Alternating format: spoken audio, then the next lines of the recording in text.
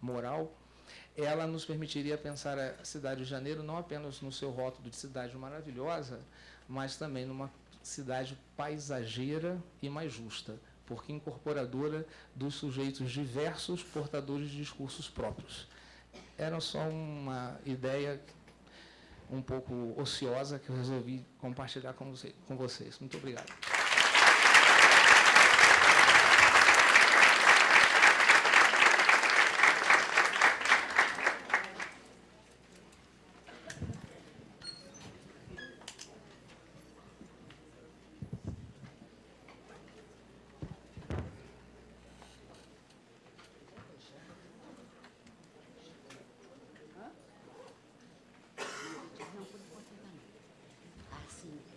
Vou precisar, porque eu quero botar... Se o Ivaldo teve problemas, constrangimentos depois do Rui, imagina eu depois dos dois, né? Realmente. Mas vamos lá. Não foi esse o título, mais ou menos, que eu coloquei. Pequeno, não foi nem resumo, nem sei o que foi aquilo. Mas, de qualquer maneira, algumas ideias que eu queria trazer para cá para a gente conversar.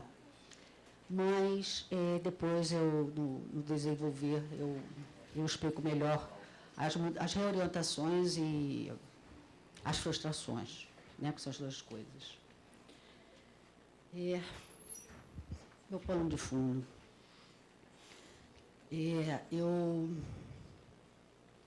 Eu busquei na Anafania alguns fragmentos que eu julguei que possam retratar, de uma maneira geral, a minha fala como um todo, tá? Julgo eu. Então, por isso que eu ponho um pano de fundo, que talvez na minha brevíssima exposição não fique tão claro, né, a articulação que esses fragmentos recolhidos do livro da Anafania, a Coleção Espacial, possam expressar. Tá? E aí eu me permitam, lerei, não tenho a competência do outro que fala dos dois. Eu acho legal esses fragmentos. A noção de produção no espaço, indicada como campo dessa reflexão, aliás, não é desta reflexão, marca a passagem da compreensão do espaço produto da ação humana para a compreensão do movimento triádico, que entende o espaço como, repetidamente, tem colocado aqui, pelo movimento ininterrupto enquanto condição meio produto da reprodução social. O sentido do espaço está, portanto, associado à ação humana, à produção, ligando-se à noção de atividade e de trabalho. O que se torna no âmbito do processo de produção, do modo como o trabalho se divide a partir da hierarquização do grupo, da sua orientação, das relações de propriedade, que comanda a divisão dos seus frutos, a técnica e o conhecimento. O homem fruto e, mais tarde, né, a sociedade encontram-se diante das necessidades de sua produção, o que se dá inicialmente como produção das condições que permitem a realização da vida, defrontando-se com a natureza. Com isso, a atividade, o modo de realizar a produção e o modo de consumi-la requer um conjunto de mediações. Entre os indivíduos do grupo ou da sociedade, as normas diante do trabalho a ser efetivado compõem-se de relações formais, reais, práticas simbólicas e obrigam-nos a pensar nas relações sociais que constituem esse processo. Outro fragmento importante. Novas categorias de análise se impõem, portanto, como a de cotidiano, que ganha centralidade na medida em que o processo de reprodução geral da sociedade manifesta-se e pode ser compreendido concretamente no plano da vida cotidiana. A noção de cotidiano permite deslocar a questão da análise do plano econômico, sem dúvida, se excluí-lo, para o plano social, iluminando a prática real e vivida na qual afloram as contradições. Aí se encontram as determinações do político e do econômico, ora contraditoriamente, ora em suas alianças, pesando sobre a vida. A produção no espaço abre-se, portanto, como possibilidade de compreensão do mundo contemporâneo, que, sob a égide da globalização, vai impondo novos padrões assentados no desenvolvimento da sociedade de consumo e submetidos ao desenvolvimento do mundo da mercadoria, a partir dos quais vão se redefinindo as relações entre as pessoas numa sociedade fundada na necessidade de ampliação constante. Vou repetir, está faltando alguma coisa aqui. Entre as pessoas numa sociedade fundada na necessidade de ampliação constante das formas de valorização do capital. Novos padrões culturais invadem a vida cotidiana, metamorfoseando antigos valores, com a introdução de novos signos e comandando novos empreendimentos. Carlos Coruscante Espacial, páginas 15, 24. Nossos encontros, né, neste encontro, denominado Segundo Simpósio Internacional Metropolização do Espaço, Gestão Territorial e Relações Urbano-Rurais, convergem reflexões sobre as múltiplas manifestações das práticas sociais que hoje configuram o cotidiano sob a égide do capitalismo global, que se expressa nas metrópoles sob formas materiais e imateriais. Minhas inquietações se dirigem para a análise das decorrentes transformações e permanências do trabalho, que só tem acentuado a precarização da força de trabalho como mercadoria, mas também como precarização do homem e da mulher que trabalham enquanto ser genérico capaz de dar respostas ao movimento do capital. Se o intenso processo de urbanização que o capitalismo industrial inaugurou desalojou do campo imensas massas de trabalhadores rurais, minou as bases da fabricação doméstica e do artesanato independente, cavou, enfim, um profundo abismo entre o trabalho e a posse dos instrumentos de trabalho. Hoje o movimento do metabolismo social do capital é denominado em grande parte da literatura de acumulação flexível. Capitalismo flexível. Adquirindo a noção de flexibilidade, um atributo da própria organização social da produção, assumindo uma série de participações concretas com múltiplas determinações. As disputas dos antagonismos estruturais do movimento social do capital, em alguns momentos, se aguçam, gerando descontroles interpretados como crises, que podemos, de uma maneira geral, identificar como crises de valorização do valor. Das múltiplas manifestações da crise, da crise mais recente, a superação que eu vou abordar foi o surgimento de novas formas de produção, reprodução, transformações socioculturais, processos empacotados como flexibilidade, que é o flexor, que se estende com facilidade, fácil de manejar, que se adapta às circunstâncias, que não é rígido. Nesse movimento, nos interessa analisar e acompanhar as metamorfoses do denominado mundo do trabalho, com o desmonte de formas reguladas de exploração da força de trabalho, a instauração de novas modalidades de contratação, de desregulação da jornada e novos modos de remuneração, acentuando a sua precarização, também escura, aqui entendida tanto da força de trabalho, é porque eu vou passar algumas coisas, não faz mal, estou começando a chegar. Vou repetir. Acentuando a sua precarização, aqui entendida tanto da força de trabalho, como eu já havia dito, como mercadoria, como do trabalho vivo, isto é, do homem e mulher que trabalham, o ser genérico. A imperiosa necessidade do capital subsumir, submeter, subordinar o trabalho assalariado à lógica da valorização do valor promove transformações não apenas nos processos de trabalho, mas também nos mercados de trabalho, de produtos e nos padrões de consumo. Quais as alterações no metabolismo do trabalho, particularmente a organização e regulação nas condições da denominada acumulação flexível. Quer dizer, quais são essas transformações? É a nossa questão.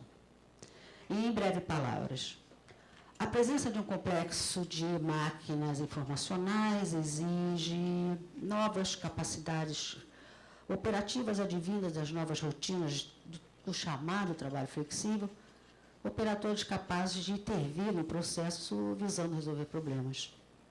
Esse arcabouço tecnológico comanda novos métodos de gestão, de organização, novas rotinas estruturadas em valores e em aspirações que envolvam a equipe de trabalho com os ideais da empresa, né? Colaboradores que visam cumprir metas. É a denominada era da gestão de pessoas, que não se limita a administrar os recursos humanos, mas sim de manipular talentos humanos.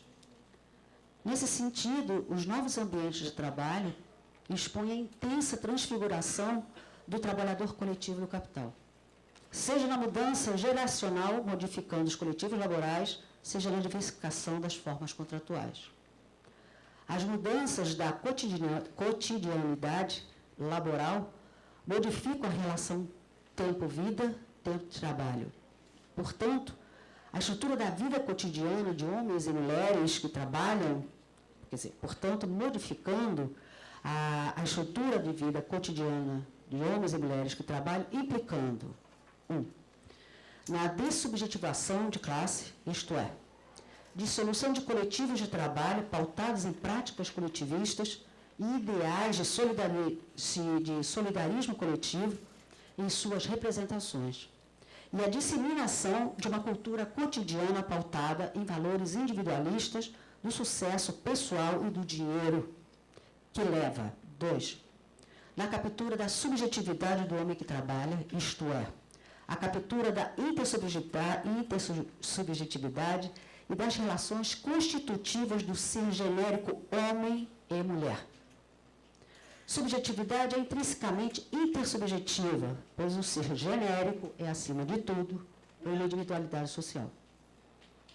O discurso da subjetividade não é apenas controle, manipulação das instâncias psíquicas do homem e mulher que trabalham, mas a corrosão, perversão do ser genérico homem e mulher como ser social.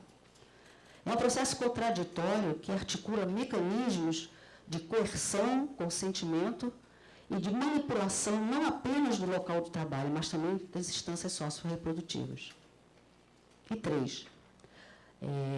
3, voltando às mudanças da cotidianidade.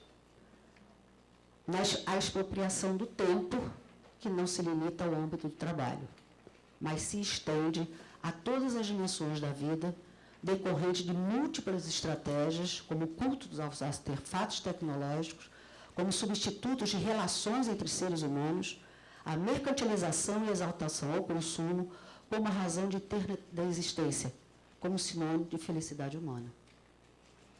Sobreviver hoje é ser competitivo, estar conectado todo o tempo, que exige uma disponibilidade do tempo que cada vez menos é dedicada às relações pessoais e ao afeto.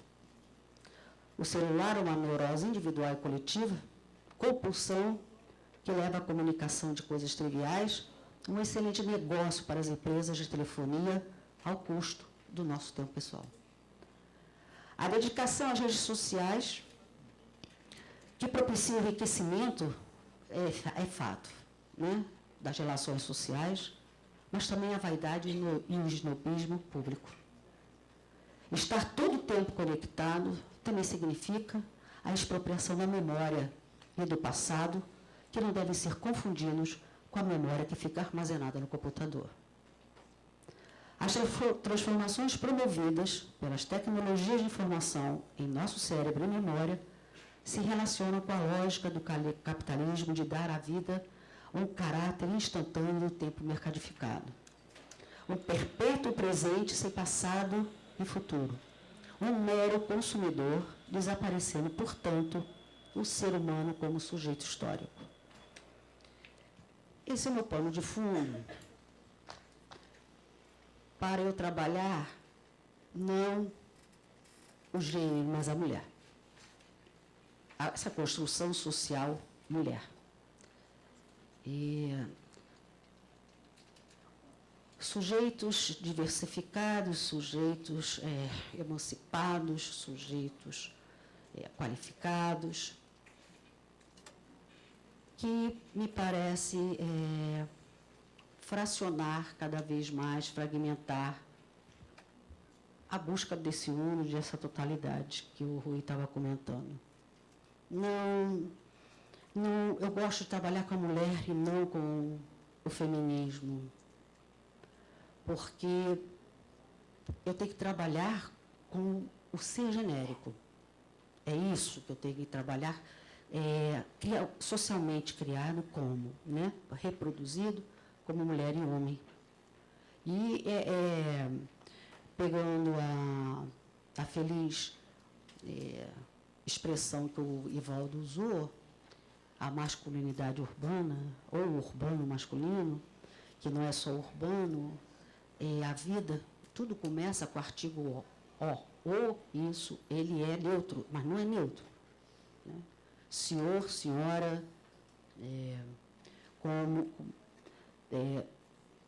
não qualificar sexualmente é o é genérico. E aí tem uma literatura enorme, que aí, né, Rui, você deve pular junto com o Marx no caixão, que vai lá e que é tudo o. Né? Começando, é uma grande crítica, né? Alguns textos, o valor ao homem. Né? O valor, o outro já está aqui reclamando do tempo. Gente, pelo amor de Deus, não estou a fim de ficar... pelo amor de Deus, não é isso. Mas é fato. É a construção, é uma construção, é um patriarcado histórico. Então, embora eu reconheça, né, as diferenças que, claro, enquanto você não tocar o dedo na ferida do patriarcado, não interessa ser uma mulher. É um ser que tem que se libertar. É um ser, e nem independente, porque senão a gente cai na mesma coisa. Quer dizer, a luta, mais do que pertinente, mais do que pegando a fala do Rui, né, da extensão dos sujeitos, e, sabe, das suas lutas, mas sem perder o prumo que não basta eu, mulher, negro, é o ser humano. E esse ser humano não tem nada, ele não vai ser resolvido fragmentariamente nas suas disputas, nas suas lutas. Ele vai encontrar um projeto muito maior, que é assim que eu penso. Nesse sentido, a minha intenção, por isso que a apresentação não condiz com o meu título, a minha intenção era trazer para cá algumas indicações, até para apresentar, né, aos colegas não estrangeiros, aos próprios colegas, né, de outros estados, uma pesquisa que uma ex-bolsista nossa vai desenvolver no mestrado, em 2015, que ela entrou agora, e a respeito do trabalho que eu gosto muito, é o trabalho das mulheres da Copa Roca, que é uma cooperativa, que, quer dizer, está lá no site, né? É uma cooperativa de artesãs e costureiras da favela da Rocinha, que teve, assim, uma grande expressão durante um certo tempo, mas que o site ainda tenta demonstrar essa expressão, mas que, na verdade, a gente está percebendo as dificuldades que a gente vai ter diante com a pesquisa propriamente dita, dos desdobramentos que parecem indicar uma desagregação desse projeto inicial da Copa Roca, que foi uma cooperativa inicialmente popular, 5 a 8 costureiras e artesãs, e que foi cooptada nessa organização por uma socialite, e que foi promovendo um reconhecimento público do trabalho dessas mulheres, que faziam em parte dentro dos seus domicílios e, em alguns momentos, faziam dentro da cooperativa. Hoje, já por duas ou três vezes, tanto essa minha ex-bolsista como o bolsista atual são moradores da Rocinha. São moradores lá, então são da comunidade, conhecem todo mundo, embora não seja uma Rocinha, sejam múltiplas Rocinhas, né? As dificuldades que estão enfrentando, inclusive, de encontrar alguém dentro da cooperativa. Tá?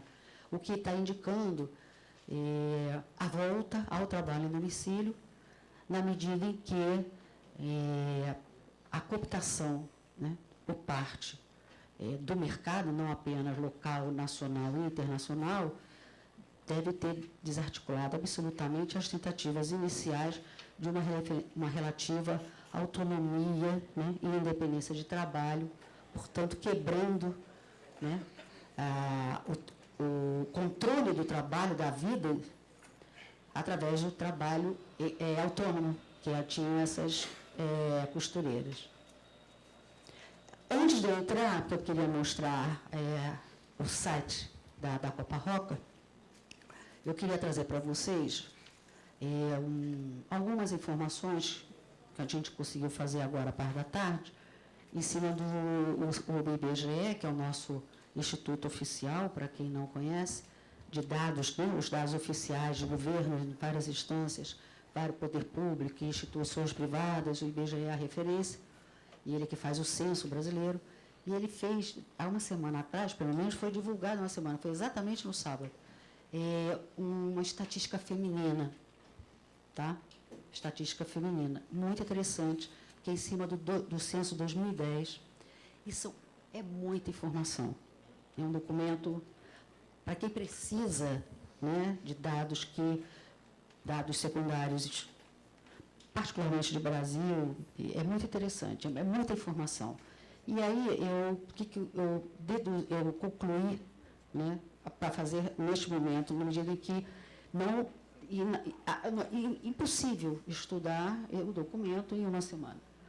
Eu quis trazer algumas informações, alguns dados que eu achei bastante interessante sobre a mulher. Tá? O primeiro é a média do...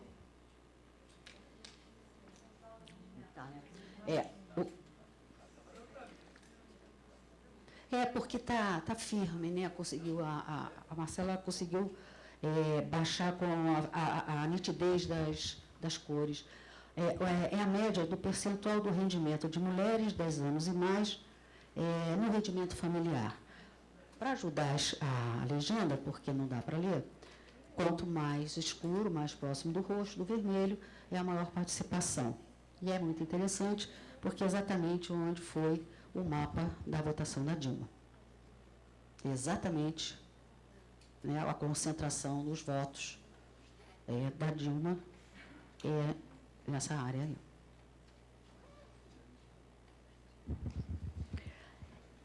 Esse mapa são os domicílios permanentes com responsabilidade do sexo feminino. Esse mapa a gente tem que fazer assim, ó.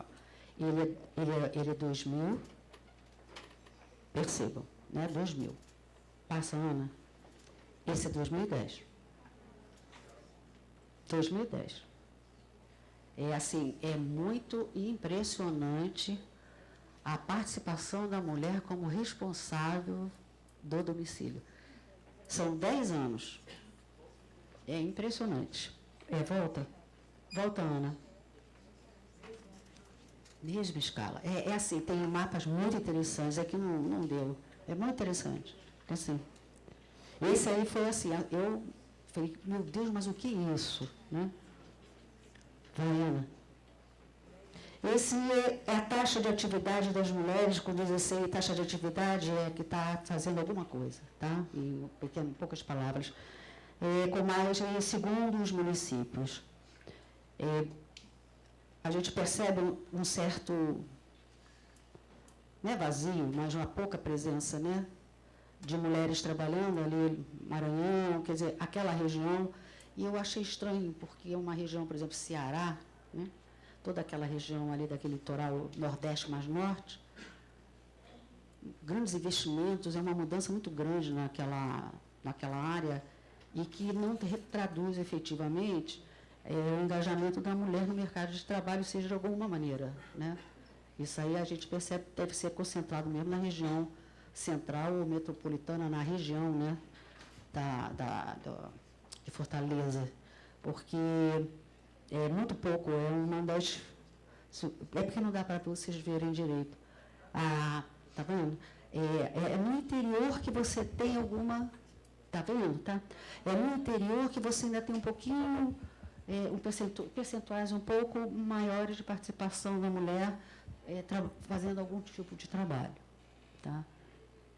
E também são coisas que realmente chegam, né? Por exemplo, aquela região ali do Amazonas, né, onde tem uma faixa laranja, tá me acompanhando?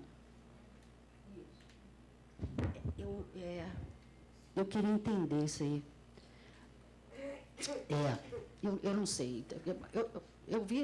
Na verdade, eu recebi, porque o IATA, que é o bolsista, conseguiu baixar isso do IBGE ontem. Então, mas eu achei bastante... Não sei, não me pergunte. Posso falar? Claro. O que está acontecendo é que ele está representado pela malha principal. O estado do Amazonas tem números reduzidos de municípios. Então, é muito expressivo. No caso do Ceará, a malha são 184 municípios. Então, quando fragmentado, né? Está coincidindo, o mapa está correto. O Baixo Jaguaribe, a região de Sobral, onde estão os empregos industriais. Aham. Só que a malha é muito, então, quando vai representar, não aparece. E no Amazonas fica essa coisa bem visível, que tem um município que é maior do que a Bélgica, Holanda, vários né? Aquilo ali a gente entende. Parintins. Sim, ali embaixo. Isso, ali embaixo, ali é Parintins.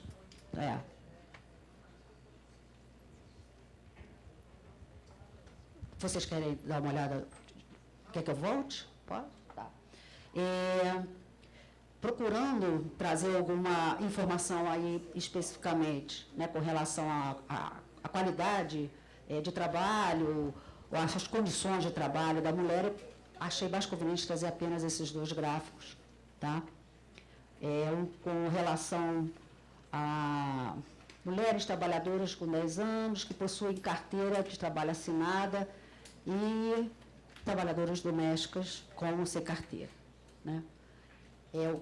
O que confirma no ano as duas últimas colunas, que é o trabalho doméstico sem carteira assinada, sendo que o trabalho de mulher branca é bem menor do que a mulher negra ou parda, que são as duas últimas colunas. Porque com a carteira assinada, até que não é próximo, mas diminui bastante se carteira assinada a mulher branca. E aquele outro gráfico também que me causou assim fiquei... Hã?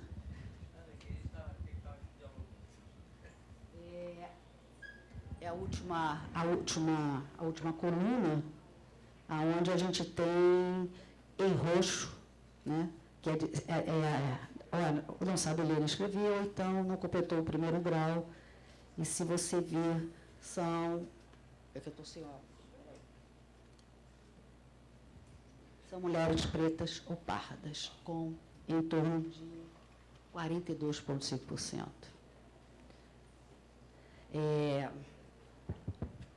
Não dá para discutir negritude, feminismo, sem discutir o todo. Não dá. Eu trouxe justamente essas poucas informações para confirmar a tese que eu tenho com relação ao trabalho que a gente deve desenvolver. Conseguimos, né, Marcela, com dificuldade, colocar duas fotos que eu acho muito expressivas exatamente do que seja a Rocinha. Uma das Rocinhas, que a Rocinha, elas são múltiplas, né? Uma delas é essa aí. Vai? Essa imagem, eu achei fantástica, essa foto.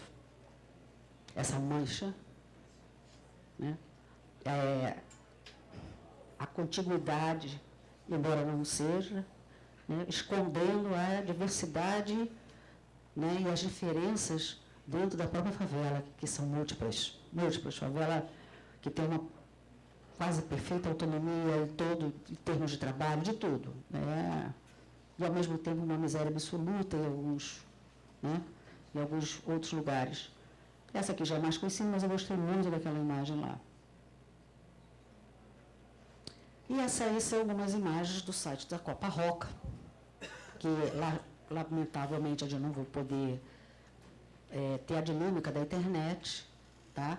Porque essas imagens ficam passando, aí você vai clicando as imagens e vai abrindo um texto mostrando que cada expressão, né, que essa imagem representa, na verdade, participou, né, foi uma manifestação do trabalho daquelas mulheres em Londres, em Paris, em exposições em São Paulo, fazendo parte de grupos de balé internacionais.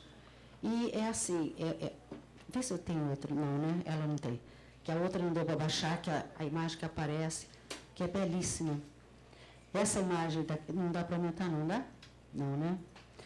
Essa última imagem, aquela última lá, é a loja da Copa Roca, que hoje já não existe mais, que foi inaugurada em 2010, com o apoio do SEBRAE, com instâncias governamentais, num shopping, um dos shoppings mais caros da cidade, que é o Fashion Mall, que é ali em São Conrado.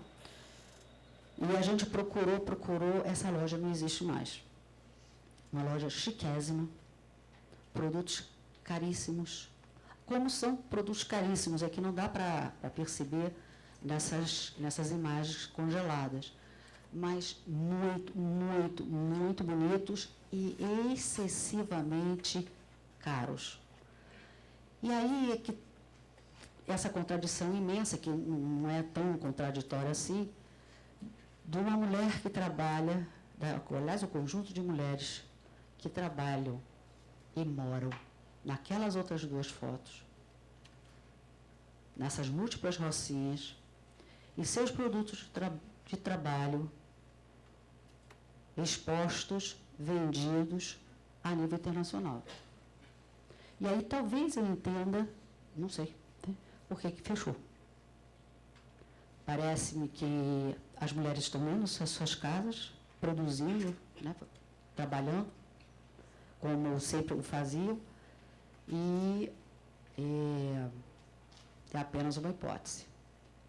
Isso aí me leva, né, a recuperar o que eu havia colocado no início, de uma possibilidade do trabalho autônomo, né, e em cooperativa popular,